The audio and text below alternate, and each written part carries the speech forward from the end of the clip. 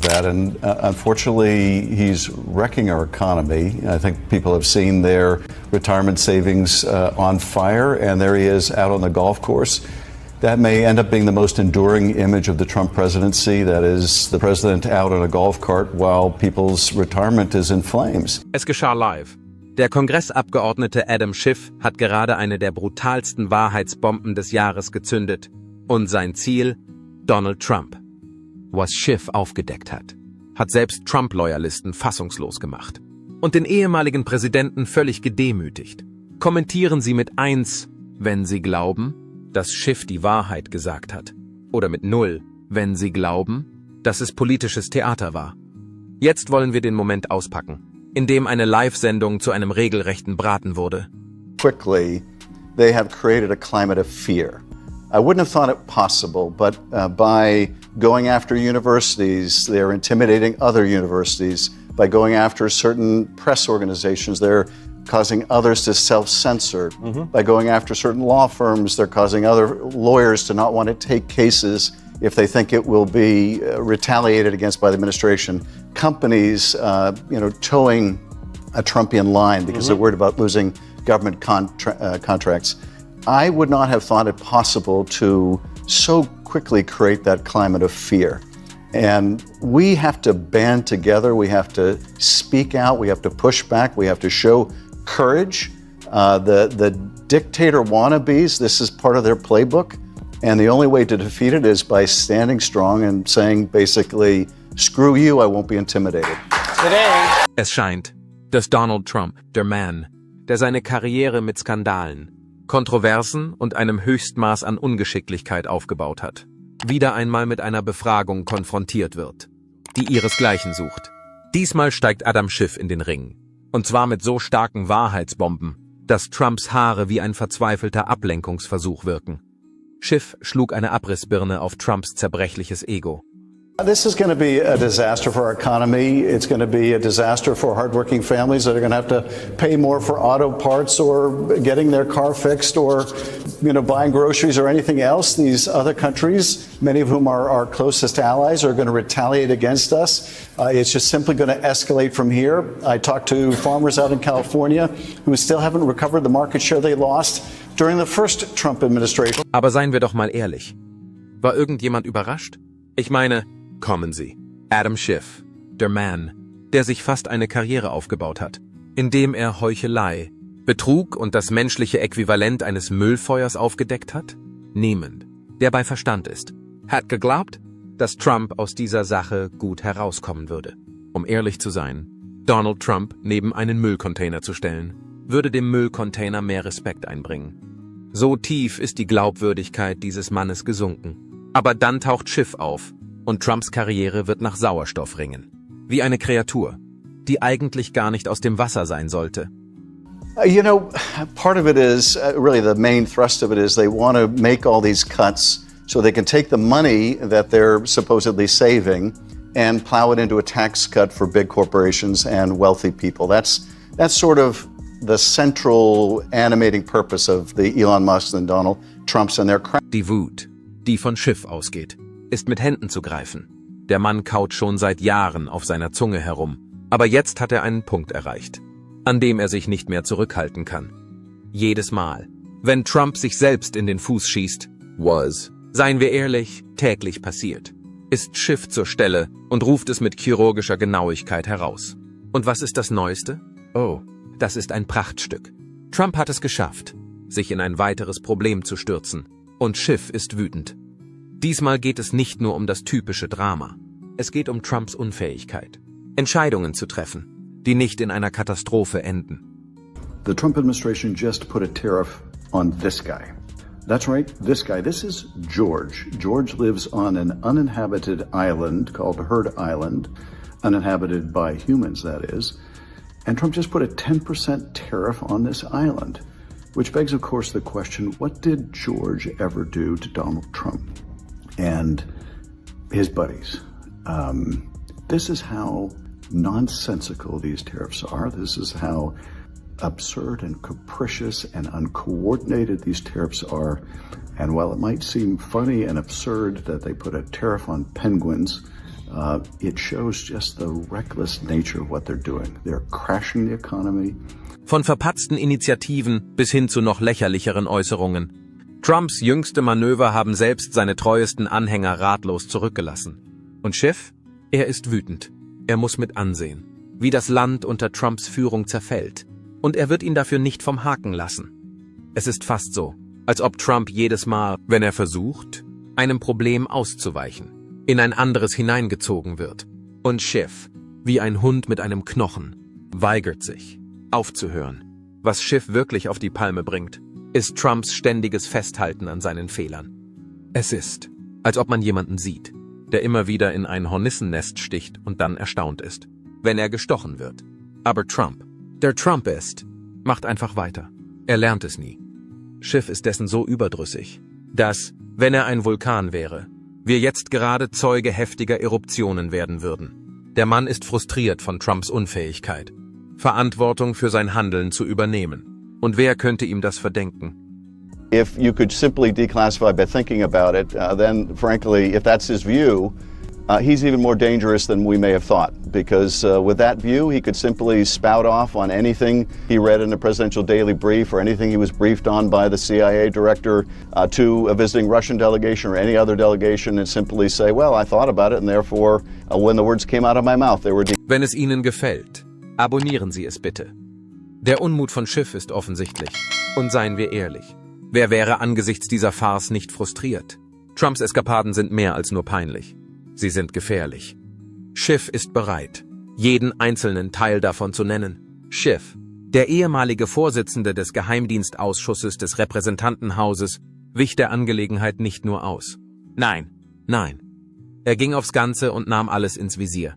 Was Trump, nun ja, zu Trump macht, wie eine Katze, die über eine Tastatur läuft. Anstelle von zufälligen Buchstaben hinterließ Schiff eine Spur von aufgedeckten Fakten. Jahrelang hat Trump seine üblichen Verteidigungsmechanismen eingesetzt, um Kritik zu vermeiden. Leugnung, Beleidigung oder einfach eine seiner typischen Fake-News-Tiraden. Und nun raten Sie mal, Schiff hat das nicht eine Sekunde lang geglaubt. Er stand ruhig da und lieferte Daten, Fakten und eine Gelassenheit, die sich Trumps innerer Kreis nur wünschen konnte. In what can be seen as a vindication of the rule of law, Donald Trump was indicted for these crimes. But a system of justice bound by the rule of law requires not only that charging decisions be made against people similarly situated, without preference or disfavor according to their position, but that the conduct of those prosecutions likewise be timely and appropriate. In this, our justice system failed miserably. Trump was able to seek endless delays in court, and the courts, understanding that motivation, mindful of the fact that justice delayed can mean justice is denied, willfully delayed the prosecution of Donald Trump until he could avoid a reckoning with justice altogether.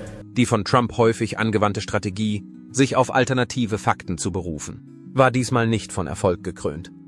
Die Person, die zuvor behauptet hatte, das Coronavirus sei mit dem Influenza-Virus identisch, wurde nun mit einer Person konfrontiert, die in der Lage ist, die Wahrheit so zu sezieren, wie ein Gerichtsmediziner einen Tatort durch die Analyse der Beweise untersuchen würde. Und es war ein köstliches Vergnügen. Es war nicht Schiffs Absicht, sich zu entschuldigen. Anstatt Trump eine Chance zu geben, zu Atem zu kommen, war er abwesend. Er war nicht anwesend, um Trumps unzusammenhängende Tiraden über Hexenjagden oder den tiefen Staat zu hören. Er war nicht da, um ihnen zuzuhören. Das heißt, derjenige, der angeblich die Kontrolle über alles hat, mit Ausnahme des Wetters. Schiff hingegen war anwesend, um sicherzustellen, dass sich alle Anwesenden darüber im Klaren sind, wer die Schuld an dem Chaos trägt, das wir alle im Laufe der letzten Jahre erlebt haben. Und wie reagiert Trump auf all das? Zweifelsohne vorhersehbar. Es ist die Art von Reaktion, die man von einem Mann erwarten würde, der den größten Teil seines Lebens damit verbracht hat, alle davon zu überzeugen, dass er nicht nur Recht hat, sondern dass seine Interpretation der Realität die einzige ist, die von Bedeutung ist. Donald Trump, talks about you a lot, and when we put this together, think of this as kind of like, when's your birthday? June 22nd. Okay, an early gift. Adam Shifty Schiff is a truly bad guy. He's a crooked guy. Adam Shifty Schiff. He's a sleazebag. What a sleazebag that guy is. Total sleazebag. Horrible human being. Major lowlife. Truly bad guy. What a liar. Looks like he got hit with a baseball bat or something. What happened to him? His neck is like so small. Pencil neck. Pencil neck. Pencil neck, Adam Schiff. And how that neck can hold up that big, oversized, ugly head. That fat, ugly face. So I said watermelon head. I call him Watermelon Head. He's calling you a water. Well, first of all, your neck, I'm looking at it. And do people look at it now? Let me tell you, a watermelon head on a pencil neck is a pretty tough balancing act. Es gibt eine Welt, in der Trump gelebt hat, in der die Menschen nur zustimmend nicken, wenn er Kauderwelsch von sich gibt. Adam Schiff glaubt jedoch nicht an die Täuschung, die ihm vorgespielt wird. Als Chirurg ist er in der Lage, den Rauch und die Spiegel mit der gleichen Genauigkeit zu durchschauen. Darüber hinaus ließ er Trump als das unfähige, moralisch bankrotte und verletzliche Chaos erscheinen, das er ist. Einer der Gründe, warum Schiffs Angriff auf Trump so erfreulich war, bestand darin, dass er nicht von Anfang an nur den nicht enden wollenden Strom von Lügen des Mannes ins Visier genommen hat. Es stimmt nicht, dass er nur Trumps eklatante Missachtung grundlegender ethischer Grundsätze oder Fakten ans Licht gebracht hat. Schiff hat einen Schlag gelandet, indem er sich auf etwas konzentrierte, das noch wesentlicher war als der vorherige Punkt, die unbestreitbare Unfähigkeit von Trump. Und das meine ich in der ekstatischsten Bedeutung des Wortes. Kennen Sie die Art von Inkompetenz, bei der Sie sicherstellen können, dass Sie bei allem, was Sie versuchen, erfolglos sind und es Ihnen dennoch gelingt, alle davon zu überzeugen, dass Sie wirklich erfolgreich sind? Trump hat diese Fähigkeit meisterhaft beherrscht. Das ist in der Tat sehr bemerkenswert. Ich kann mir gar nicht vorstellen, wie viele Leute nötig sind, um das Chaos aufzuräumen, das entsteht, wenn Trump eine brillante Idee hat. The damage that he's doing to the country, which I think dwarfs what we've seen of any other president. It's been a lawless administration. They are willfully ignoring court orders. They are unlawfully cutting and have plans to cut deep into Medicaid. And the damage they're doing is going to be incalculable. Nehmen wir zum Beispiel die Art und Weise, wie die Epidemie in ihrer Gesamtheit bewältigt wurde. Es war so schwierig für den Mann, einen Virus zu kontrollieren, der sich schneller verbreitete als sein Twitter-Feed, dass er nicht einmal damit umgehen konnte. Trotz allem war er da und spuckte Worte aus, als wären sie das Beste und Unglaublichste. Und Sie fragen sich, das liegt vor allem daran, dass in Trumps Universum etwas zu tun, was nicht angemessen ist, in gewisser Weise etwas bewirkt. Außerdem ist da noch die Sache mit Donald Trump. Er glaubt, dass er in der Lage ist, jeden zu übertönen. Der versucht, darauf hinzuweisen, dass er völlig unfähig ist, die grundlegendsten Teile der Regierung zu verstehen, weil er in hoher Lautstärke und in schnellem Tempo spricht. Die Enthüllung, dass Donald Trump unfähig ist, eine Nation zu führen, war nicht das Einzige, was Adam Schiff tat. Nein, er ging noch detaillierter auf die zahlreichen Misserfolge von Trumps Handelsimperium, seine undurchsichtigen Beziehungen zu ausländischen Mächten und seine zahllosen ethischen Verstöße ein. Für einen Mann, der sein Image mit seinem Gebrüll über Siege und Geschäfte aufgebaut hat, machte Schiff in seiner vernichtenden Abrechnung deutlich, dass Trumps gesamte Karriere aus leeren Versprechungen, übermäßiger Selbstverherrlichung und einem verzweifelten, zwanghaften Wunsch nach Bewunderung besteht. Der Angriff von Schiff war besonders ironisch, weil Trumps gesamte Karriere eine Aneinanderreihung falscher Versprechen war. Es ist, als würde man sich eine Reality-Show im Fernsehen ansehen, bei der die einzige Überraschung darin besteht, dass der Protagonist keine Ahnung hat, was er tut. Today, Trump removed many of the tariffs he had imposed in this on-again, off-again, it must be Wednesday, tariffs are off-again kind of policy. This has just wreaked havoc on the markets, of course. But there is another profound danger as well, and that is insider trading within the White House, within the administration. You may have seen early in the day Trump tweet this. Yeah, this is a good time to buy. So the question is, between that tweet and Donald Trump's announcement that he was reducing the tariffs on most other nations apart from China, the question is, who knew what the president was going to do? And did people around the president trade stock knowing the incredible gyration the market was? Die Fähigkeit, Behauptungen zu entkräften, gehörte zu den Dingen, die Donald Trump immer erfolgreich zu tun vermochte, wenn man es überhaupt so nennen kann. Andererseits waren ihre Behauptungen so haltlos wie eine minderwertige nachgemachte Handtasche. Hexenjagd, Fake News und manipulierte Wahlen. In schwierigen Zeiten hat sich Trump auf diese Phrasen verlassen, um den Sturm zu überstehen. Adam Schiff, der für seine Fähigkeit bekannt ist, Unwahrheiten aufzudecken, ließ ihn jedoch nicht ungeschoren davonkommen. Anstatt sich auf das gleiche ermüdende Hin und Her einzulassen, verwies Schiff einfach auf die Fakten, die realen Daten und die Wahrheit, etwas, das Trump offensichtlich nie getan hat. Es war unnötig. Das Schiff schrie. Es war nicht nötig, mit dem Finger auf ihn zu zeigen oder ihn mit Obszönitäten zu bewerfen. Die Handlungen, die Trump vorgenommen hat, sollten für sich selbst sprechen. Mehr noch, es war ein kompletter und totaler Zugabsturz. Es ist fast so, als ob Trumps Fähigkeit zu scheitern eine gut ausgefeilte Kunstform ist, die es wert ist, geübt zu werden. Außerdem ist es, wie Schiff so gekonnt gezeigt hat, nicht nur ein Scheitern, sondern ein Scheitern von katastrophalem Ausmaß. Egal, ob es seine Unfähigkeit ist, Außenpolitik zu verstehen, oder die Tatsache, dass er keinerlei Strategie für den Umgang mit einem nationalen Notfall hat. Trumps Führung ist die Definition von Chaos.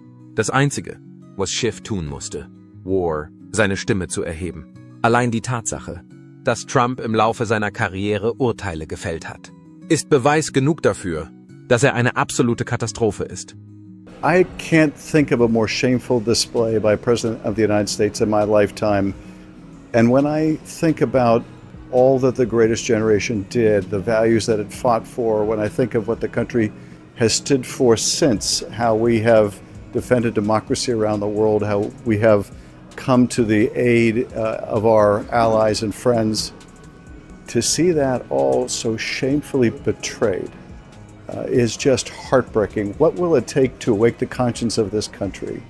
Is this now what America is? We are reduced to some kind of a extortionary protectionist racket where a leader of a country whose citizens have fought and died valiantly standing up to a Kremlin dictator is so abused, where we stand for nothing but using our might to extort. Noch komischer ist, dass Trump sich weiterhin weigert, seine Fehler zu akzeptieren, obwohl Schiff alle Aspekte der Situation gründlich und systematisch untersucht hat. Trump beschließt, weiterzumachen und zu behaupten, dass alles nach Plan läuft, anstatt zuzugeben, dass sein erfolgreicher Ansatz eine Katastrophe war, auch wenn es nur eine Möglichkeit war. Es ist die Art von Illusion, bei der man sich zu fragen beginnt, ob er überhaupt weiß, was in seinem unmittelbaren Umfeld vor sich geht. Wir dürfen nicht übersehen, dass Trump ein völliges Unverständnis für internationale Fragen an den Tag legt. Es ist ziemlich wahrscheinlich, dass er Schwierigkeiten hätte, Kanada auf einer Landkarte zu finden, wenn es nicht in unmittelbarer Nähe der Vereinigten Staaten läge. Es ist schön, dass Schiff in der Lage war, die weltweiten Versäumnisse aufzuzeigen, die Trump begangen hat. Trumps Außenpolitik zu beobachten war, als würde man einem Kind beim Bau einer Sandburg zuschauen. Er hat Verbündete verprellt und sich mit Tyrannen angefreundet. Und er hat all diese Dinge getan. Das Kind hingegen trug einen Anzug und die Sandburg repräsentierte das Ansehen der Vereinigten Staaten von Amerika auf der internationalen Bühne. This is a president who is trading in his own meme coin, even as he's president. His kids are trading in their own cryptocurrency. You've got people like Elon Musk who are doing their own conflicted self-dealing in the administration. In any administration this corrupt, it is more than necessary to ask, were people personally profiting from insider information while people's savings, their retirement accounts, were being torched? So we're writing to the White House to demand answers. Now, I am fully cognizant of the fact that the White House is probably the last place to be forthcoming about this or any other corruption in the administration. We in Congress need to do more than demand answers. We need to do the oversight necessary to get those answers. To date, Republicans have not been willing to do this. Not when it comes to insider trading, potentiality, not when it comes to anything. Hinzu kommt die Tatsache, dass Trump Kontakte zu Mitgliedern seiner eigenen Partei hat. Jeder, der versucht, mit diesem Mann zu argumentieren, wird von ihm konsequent verprellt, wie wir gesehen haben, dass er es tut. Um das goldene Kalb, das Trump ist, nicht zu verärgern, manövrieren die führenden Politiker der Republikaner, die sich zuvor voll und ganz für ihn eingesetzt hatten, jetzt vorsichtig umher. Die Ironie der Situation ist schon beeindruckend. Der Man, der sich einst damit brüstete, Menschen manipulieren zu können, ist nun eine lebende Katastrophe mit politischen Folgen. Und diejenigen, die ihm zuvor den Ring geküsst haben, versuchen nun dringend, sich so gut es geht von seinem Zugwrackerbe zu lösen. Am Ende von Schiffs Untersuchung war Trumps Ruf völlig zerstört. Wenn wir ganz ehrlich sind, hat irgendjemand geglaubt, dass es anders ausgehen würde? Ein Fundament aus Unwahrheiten. Beleidigungen und Medienmanipulation war die Grundlage, auf der Trump seine öffentliche Persona über viele Jahre hinweg aufgebaut hat. Schiff hat mit dem Geschick eines gewieften Anwalts das Geschwätz durchschaut und Trump als das entlarvt, was er wirklich ist. Ein Schwindler, ein Versager und ein wandelndes Desaster, das nur darauf wartet, zu passieren. Das Vorgehen von Schiff war wie ein Messer, das den ganzen Schlamassel aufgeschlitzt hat.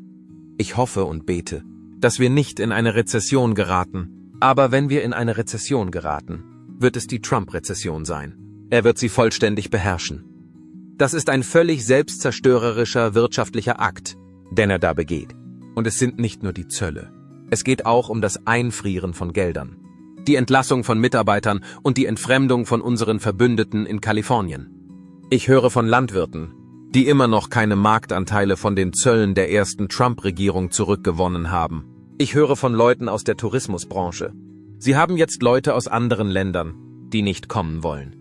Es ist fast so, als hätte Trump geglaubt, er könne für den Rest seines Lebens immer wieder dasselbe Drehbuch verwenden. Doch Adam Schiff, der mehr Lügen durchschaut hat als ein Faktenprüfer auf einem Kongress über Verschwörungstheorien, wollte das nicht hinnehmen.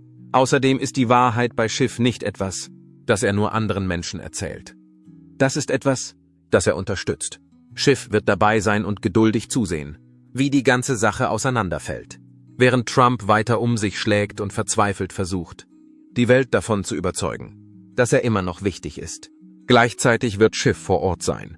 Die Behauptung, dass Schiff nicht nur Trump entlarvt hat, wäre eine Untertreibung. Er hat ihn auseinandergenommen und demontiert. Und um die Wahrheit zu sagen, sollten wir alle dankbar sein. Denn je mehr Menschen auf der ganzen Welt Trump sehen, desto mehr werden sie verstehen, dass er eine wirklich schreckliche und selbstsüchtige Katastrophe ist, je mehr sie ihn sehen. Selbst wenn Trump sich per Tweet aus dieser Situation herauswindet, sind wir uns alle der Realität bewusst. Außerdem hat Schiff in seiner ganzen kühlen und gelassenen Art dafür gesorgt, dass sich auch alle anderen dessen bewusst sind. Es ist nicht das erste Mal, dass Adam Schiff auf Trump losgeht, aber dieses Mal hat er sich nicht zurückgehalten. Ist dies der Beginn eines neuen politischen Kampfes oder ein letzter Schlag aus der Vergangenheit? Lassen Sie es uns in den Kommentaren wissen. War dies eine kühne Wahrheit oder nur eine weitere parteipolitische Aufheizung? Kommentar 3 für Die Wahrheit tut weh oder 4 für Alles nur Gerede. Und wenn dieser Braten Sie schockiert, inspiriert oder sogar zum Lachen gebracht hat, drücken Sie den Gefällt mir-Button, abonnieren Sie ihn und bleiben Sie dran. Denn wenn uns die Geschichte etwas lehrt, wird Trump reagieren. Und zwar lautstark.